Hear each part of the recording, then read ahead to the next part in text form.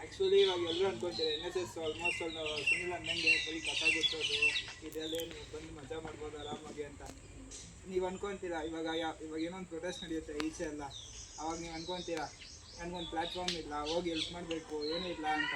Actually ನೋಡಬೇಕಾದ್ರೆ NSS ನಿಮ್ಗೆ ಒಂದು ಒಳ್ಳೆ ಪ್ಲ್ಯಾಟ್ಫಾರ್ಮು.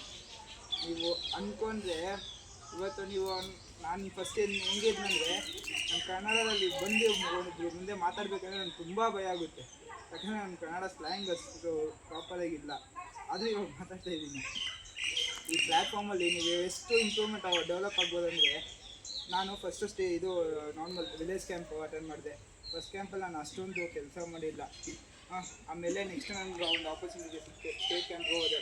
ಸ್ಟೇಟ್ ಕ್ಯಾಂಪಲ್ಲಿ ನಾನು ಎಕ್ಸ್ಪೋಸ್ ಆಗಿ ನಾನಲ್ಲಿ ಕಲ್ಚರಲ್ಸ್ ಮಾಡೋದು, ಸಿಂಗಿಂಗು ಎಲ್ಲನೂ ಪಾರ್ಟಿಸಿಪೇಟ್ ಮಾಡಿದೆ. ಆಮೇಲೆ ಇನ್ನೊಂದು ಸತಿ ಸ್ಟೇಟ್ ಯೂತ್ ಫೆಸ್ಟಿವಲ್ದು ಇತ್ತು, ಅದಕ್ಕೆ ಹೋಗಿದ್ದೆ. ಅಲ್ಲಿ ನಾವು ಎಷ್ಟೋ ನಮ್ಮ ಮ್ಯಾಮಿಂದ ನಮ್ಗೆ ಎಷ್ಟು ಧೈರ್ಯ ತುಂಬಿತ್ತಂದರೆ, ಅಲ್ಲಿ ಒಂದು ಟೀಮ್ನ ನಡೆಸೋಷ್ಟು ಧೈರ್ಯ ಇತ್ತು ನಮಗೆ.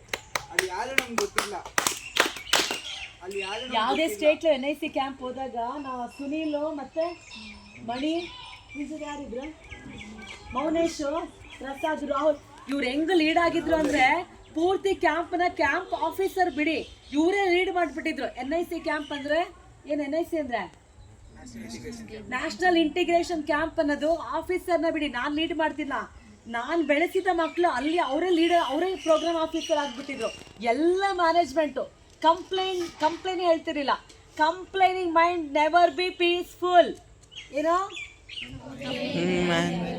ಜೋಶ 3 ಕಂಪ್ಲೇಂಟ್ ಮಾಡ್ತಾ ಹೋದ್ರೆ ನಿಮಗೆ ಎಲ್ಲೂ ಸೊಲ್ಯೂಷನ್ ಸಿಗಲ್ಲ, ಮೈಂಡ್ ಶಾಂತವಾಗಿರಲ್ಲ.